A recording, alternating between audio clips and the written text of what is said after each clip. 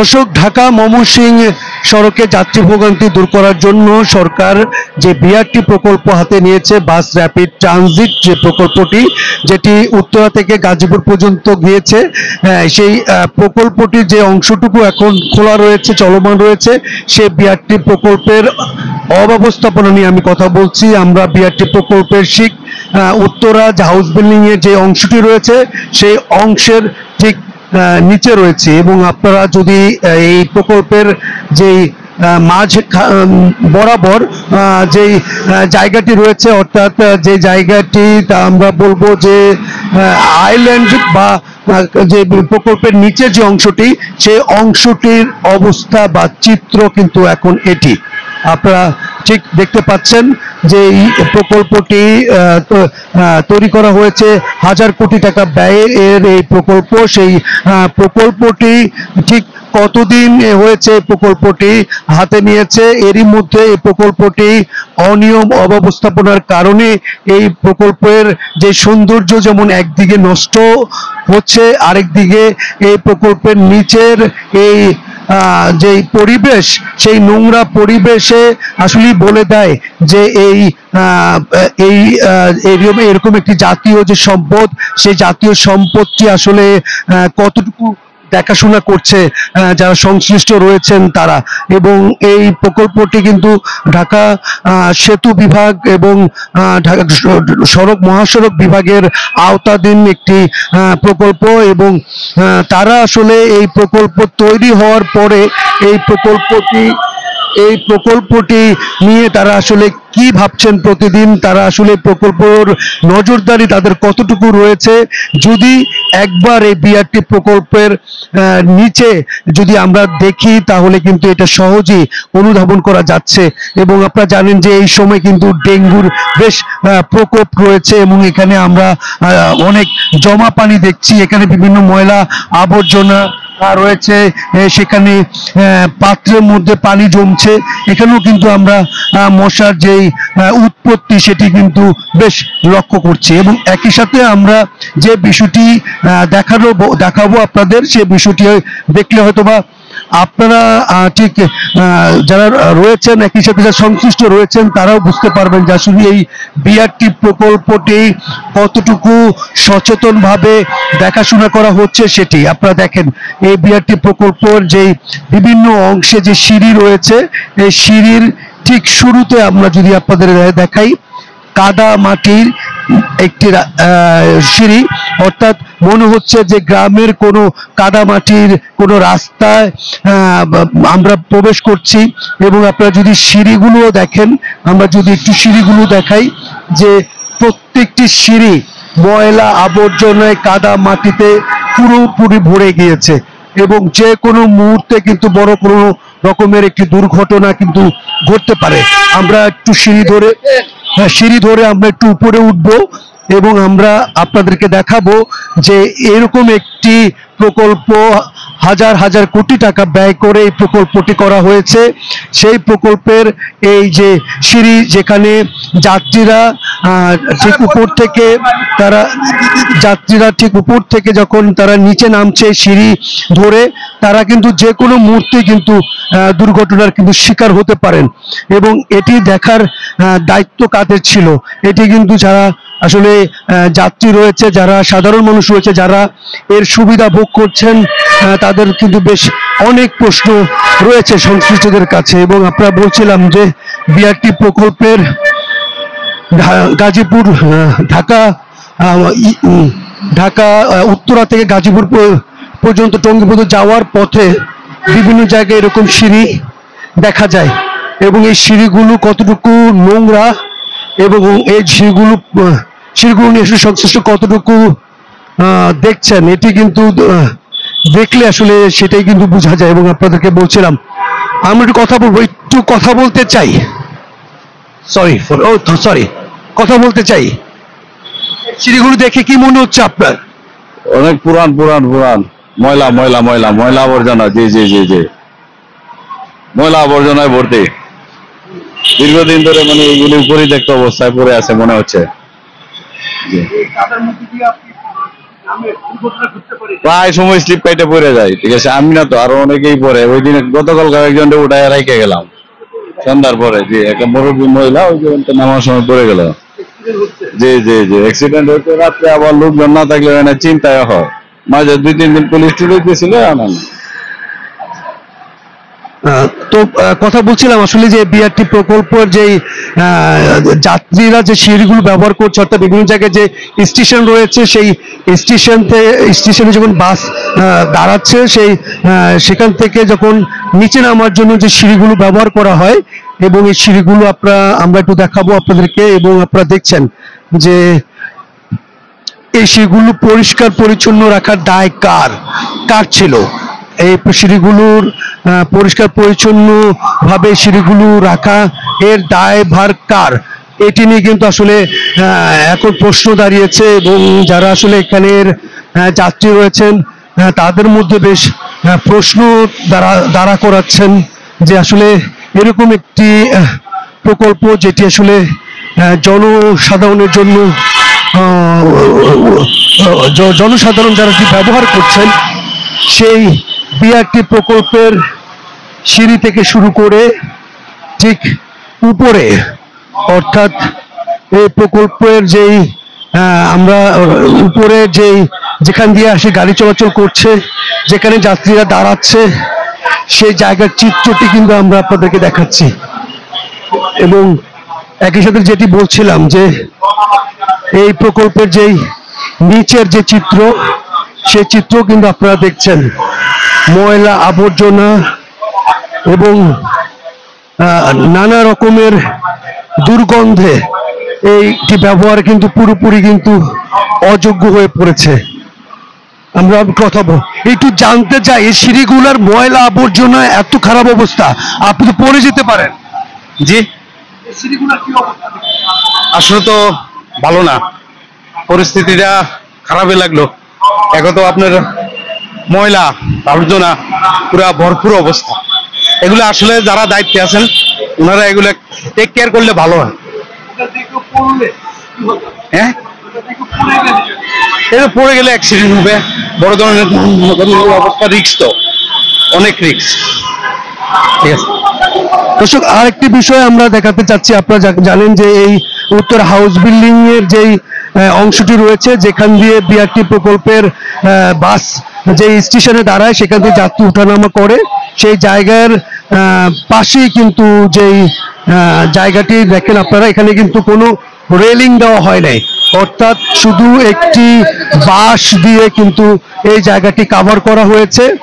অর্থাৎ সচেতনভাবে তো এই বিষয়টি দেখার বিষয় থাকে, যদি ভুল করে কেউ যদি এই জায়গা দিয়ে পড়ে যায়, সেক্ষেত্রে আসলে দুর্ঘটনা, কি ধরনের দুর্ঘটনা ঘটতে পারে সেটি কিন্তু এখানে সারা মানুষ, সাধারণ মানুষ তারা কিন্তু একটা মনে করছে। একটু শুনতে চাচ্ছি আপনার কাছে এই বিষয়টা কেমন লাগছে, সিঁড়িগুলো কেমন দেখলেন? এটা খুবই ভয়ঙ্কর বিষয় যেটা দেখতে পেলাম। এখানে বাঁশ দিয়ে রাখছে, যদি কেউ অন্ধকার সন্ধ্যার পরে এখানে অ্যাক্সিডেন্ট হওয়ার খুব সম্ভাবনা বেশি। এবং দেখা যাচ্ছে বৃষ্টি বাদলের দিন কেউ স্লিপ খায় যদি পড়ে, নির্ঘাত মৃত্যু ছাড়া এটা একটা মৃত্যুপাত। এটা তো ফ্লাইওভার না, এটা একটা মৃত্যুপাত রেখে দিচ্ছে। ধন্যবাদ। সিঁড়িগুলাও খুবই ভয়ঙ্কর, একবারে সোজা খাড়া।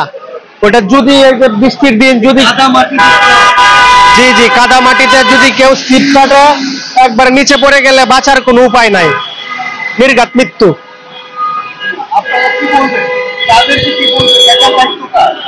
এটা তো সরকারের দায়িত্ব, বা যে প্রতিষ্ঠান ঠিকাদার প্রতিষ্ঠান বা ইঞ্জিনিয়ার যেটা এভাবে করছে, এটা এভাবে করা ঠিক হয় না। একবার সোজা বরাবর দেওয়া দিছে, ওটা সিঁড়িগুলাও 3-4টা ধাপে দিতে পারতো। আর এখানে যে দেখছেন একবারে বাঁশ দিয়া রাখছে, বাঁশ দিয়া এটা কেউ স্লিপ কাটলেই একবারে নিচে পড়ে গেলে এটা দেখা যাচ্ছে অনেক উপরে, হ্যাঁ, পড়লে এখানে মৃত্যুর ঝুঁকিটাই বেশি। ধন্যবাদ। আমরা আসলে দুই জিনিস কথা বলবো। আমি শুনতে চাচ্ছি, এই যে কাদা ভরা সিঁড়িগুলো কিভাবে উঠলেন আপনি? দর্শক, কথা বলছিলাম যে ঢাকা যে এই বিআরটি যে প্রকল্প, বাস র্যাপিড ট্রানজিট যে বিআরটি প্রকল্প, সেই প্রকল্পের যেই উত্তরা যে হাউস বিল্ডিং এলাকার যে অংশটি, সেই অংশটির যেই সিঁড়িগুলো রয়েছে, অর্থাৎ অর্থাৎ এটি যেখানে বাস দাঁড়ায় এবং যেখান থেকে সিঁড়ি দিয়ে যারা যাত্রী রয়েছে বাসের, তারা যে নিচে নামে, এই সিঁড়িগুলোর অবস্থা এবং এই বিআরটি প্রকল্পের যে নিচে যেই ময়লা আবর্জনা, সেই ময়লা আবর্জনার অবস্থাটি আমরা আপনাদেরকে দেখানোর চেষ্টা করছি। এবং আপনারা যেটি বলছিলাম যে আপনারা যদি একটু খেয়াল করবেন যে বৃষ্টি বাদল চলছে একদিকে, কিন্তু আসলে এর মধ্যে যে এগুলো পরিষ্কার পরিচ্ছন্ন রাখা দরকার, পরিষ্কার পরিচ্ছন্ন করা দরকার, এটি নিয়ে কিন্তু যারা সংশ্লিষ্ট রয়েছেন তাদের কোনো পদক্ষেপ নেই এবং তারা কোনো পদক্ষেপ নিচ্ছে না। এবং এর ফলে যে কি বড় ধরনের দুর্ঘটনা ঘটতে পারে, যেগুলো একটু জানতে চাই, এটা দেখে কি মনে হয় আপনার? এটা দেখে অ্যাকচুয়ালি যেটা মনে হয়, এটা তো খুবই নোংরা পরিবেশ এবং এখানে রাতের আধারে চলা যায় না। মানে ছিনতাইকারী হাতে দিকে এটা ওটা টান দিয়ে নিয়ে চলে যায়, বিশেষ করে মোবাইল ফোন। আর যে নোংরা পরিবেশটা আপনি দেখতেই পাচ্ছেন। তো এটা যদি বর্তমানে যে প্রধান উপদেষ্টা মহোদয়, তিনি যদি ঢাকা উত্তর মেয়রকে বা প্রশাসককে যদি বলে সুন্দর একটা ব্যবস্থা করতেন, আমরা অবশ্যই মানে জনসাধারণ অনেক উপকৃত হইতাম। দর্শক, বলছিলাম যে বিআরটি প্রকল্পের যেই যাত্রীদের উঠানামার জন্য যে বিভিন্ন জায়গায় যে স্টেশন রয়েছে, সেই স্টেশনের যে সিঁড়িগুলো রয়েছে, সেই সিঁড়িগুলোর চিত্র আপনাদের দেখাচ্ছি। এবং একই সাথে আসলে এখানে যারা ব্যবহার করছেন তারা বলছেন যে আসলে এই স্টেশন বা এই সিঁড়ি যারা ব্যবহার করছেন, বিশেষ করে রাতের বেলা, তারা কিন্তু কেউ কিন্তু নিরাপদ নয়। এখানে বিভিন্ন সময় কিন্তু ছিনতাই ঘটনা ঘটে, অর্থাৎ ছিনতাইয়ের মতো ঘটনাগুলো ঘটছে প্রতিনিয়ত। এই ব্যাপারে আসলে সংশ্লিষ্ট যাদের ব্যবস্থা নেওয়ার কথা, যাদের পদক্ষেপ নেওয়ার কথা, কিন্তু কেউ কিন্তু পদক্ষেপ নিচ্ছেন না। এবং আমরা কিন্তু আগেও আপনাদেরকে দেখিয়েছি, আমরা আবার আপনাদেরকে দেখাচ্ছি যে সরকার অনেক বড় বড় প্রকল্প নিচ্ছে, যে সরকারি আসছে অনেক বড় বড় প্রকল্প নিচ্ছে, হাজার হাজার কোটি টাকার প্রকল্প নিচ্ছে, প্রকল্প বাস্তবায়ন করছে, কিন্তু আসলে এই প্রকল্পগুলোর যে দেখাশোনা, সেই দেখাশোনার দায়িত্ব আসলে কাদের, এই প্রশ্ন কিন্তু এখন সাধারণ মানুষের মধ্যে কিন্তু রয়েছে। এবং সাধারণ মানুষ বলছে যে আসলে এই প্রকল্পগুলো নীলা হলো, আর পরবর্তীতে আসলে এই প্রকল্পের ব্যবস্থাপনা নিয়ে একটু একটু কথা বলতে চাই। হ্যাঁ, তো এই প্রকল্পের ব্যবস্থাপনা নিয়ে প্রশ্নগুলো রয়েছে। আপনার কাছে এটা দেখে কি মনে হয়? এটা খুবই খুবই খুবই জঘন্য, এটা বলার মধ্যে। এটা তো ফিউচার, এটা তো আসলে দুঃখজনক। এটা দেশের ব্যবস্থা ভালো না হলে তো হবে না। এটা দেখবে স্থানীয় সরকার, সেতু বিভাগের আওতায় এবং সেতু মহাসড়কের বিভাগের আওতায় কাদের সাহেব যেখানে ছিলেন, সেখানে এখন তো ওবায়দুল কাদের সাহেব নাই, এখন অন্য যে সরকার আছে দেখছে না কেন? এটাকে আপনারা কি বলবেন? উদাসীনতা, না ইচ্ছার অভাব, নাকি প্রকল্প শেষ হয়েছে এই পর্যন্তই শেষ? এটা ইচ্ছার অভাব, ইচ্ছার অভাব। যেটি বলছিলাম যে আসলে এই যে প্রকল্পটির অবস্থা কি বলবেন এটা দেখে? না না, খুব এটা দুঃখজনক, কারণ যে কোনো সময় যে কোনো মুহূর্তে অ্যাক্সিডেন্ট হওয়ার সম্ভাবনা বেশি। আমরা যে উপরে দেখেন, উপরে গিয়ে দেখেন, সেই কারণে একটা সাইডে লেয়ারিং নাই, যে কোনো মানুষের ধাক্কা খেলে হয়তো নিচে পড়ে যাবে। এটা কিন্তু সরকারের কর্তৃপক্ষ যার সাথে দেখার উচিত, কিন্তু এটা আমরা খুবই মানে এখান থেকে যে আসি তখন ভয় ভয়ে আসি যে এই নামটা এর মধ্যে পড়ে যেতে পারি। তো বিষয়টা খুবই খারাপ। আশা করি এটা যদি আপনাদের মাধ্যমে যদি এটা যদি কোনো একটা ভালো একটা রেজাল্ট আসে, তো সমস্ত লোক এখানে উপকৃত হবে। এখানে কমসে কম 600 লোক এখানে আসা যাওয়া করে, বৃদ্ধ হন জোয়ান হন সবাই এখানে আসা যাওয়া করে, ঠিক আছে? কে কখন অ্যাক্সিডেন্ট হয় বলা যায় না। তা আমরা আশা করি আপনাদের এই মাধ্যমে যদি আমরা এখান থেকে যদি সমস্ত লোক যদি সুন্দর আসা যাওয়া করতে পারে, সবাই উপকৃত হবে। আপনাদের অসংখ্য ধন্যবাদ। যেটি বলছিলাম দর্শক, আপনার বিআরটি প্রকল্পের যে সৌন্দর্যগুলো নিয়ে কথা বলছিলাম, একটু একটু কথা বলতে চাই।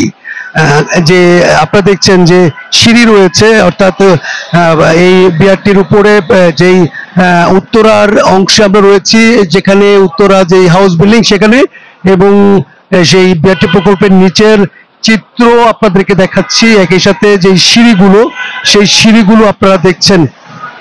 একটু শুনতে চাই মনে হচ্ছে যে আপনি তো পড়ে যেতে পারেন। জি জি জি, আসলে পরিষ্কার করা প্রয়োজন, এগুলো দেখভাল করার কেউ নাই, আসল কথা হচ্ছে এরকম না। সেই তো মানে দেখার তো কেউ নাই, এখানে মনে করেন যে এটা তো পরিষ্কার করা প্রয়োজন, এখন তো কেউ মানে দেখে না, কেউ এটা কেউ মানে পরিষ্কার করেও না। এখন আমরা তো নির্বিকার, মানে আমাদের কোনো কিছু করার নাই, আমাদের কিছু বলারও নাই, মানে চলছে তো চলছেই। যে দর্শক বলছিলাম, এবং আপনারা দেখছেন, আমরা খুব কাছ থেকে আপনাকে দেখাচ্ছি, দেখছেন আপনারা যে একটি সিঁড়ি যেটি দিয়ে প্রতিদিন শত শত মানুষ চলাচল করছে, সেই সিঁড়িগুলোর চিত্র বলে দেয় যে আসলে এটির অভিভাবক কি আসলেই আছে, এবং অভিভাবক এই প্রকল্পটা কি অভিভাবক শূন্য, এই প্রশ্ন কিন্তু রয়েছে। যারা সাধারণ মানুষ রয়েছে তাদের কিন্তু এই প্রশ্নটি কিন্তু রয়েছে, এবং এ ব্যাপারে আসলে সংশ্লিষ্ট যারা রয়েছেন তারা পদক্ষেপ নেবেন এমনটি কিন্তু প্রত্যাশা রয়েছে সাধারণ মানুষের, এবং তারা বলছেন যে একটু শুনতে চাই। এটা এখনো কাজ বাকি আছে, এটা খুব খারাপ দেখা যায়, চলাচলে ডিস্টার্ব হয়, পিছলা হয়ে আছে, এটা ঠিক হবে, একটু টাইম লাগবে।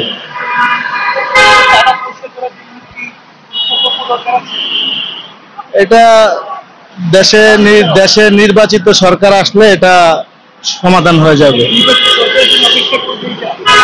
অপেক্ষা হইতে পারে, করা উচিত না।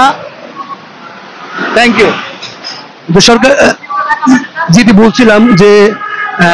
বলছিলাম যে আপনারা দেখছেন যে বিআরটি প্রকল্প, সেই প্রকল্পের নিচে সড়কের নিচে যে অব্যবস্থাপনা, সেই অব্যবস্থাপনা নিয়ে কথা বলছিলাম, এবং এই ব্যাপারে আসলে সরকারের কি পদক্ষেপ, সেই পদক্ষেপ নিয়ে কিন্তু কথা বলছে সাধারণ যারা মানুষ রয়েছে, তারা বলছে আসলে এই ধরনের বিষয় নিয়ে সরকারের পক্ষ থেকে যদি পদক্ষেপ নেওয়া উচিত, কিন্তু সরকার চাইলেই প্রকল্পগুলো পদক্ষেপ নিতে পারে, কিন্তু তারা কোনো পদক্ষেপ নিচ্ছে না। তো এই ছিল আমার কাছ থেকে সবশেষ। সংশ্লিষ্ট যারা রয়েছেন তারা এই ব্যাপারে পদক্ষেপ নেবেন, এটাই প্রত্যাশা যারা সাধারণ মানুষ রয়েছে তাদের।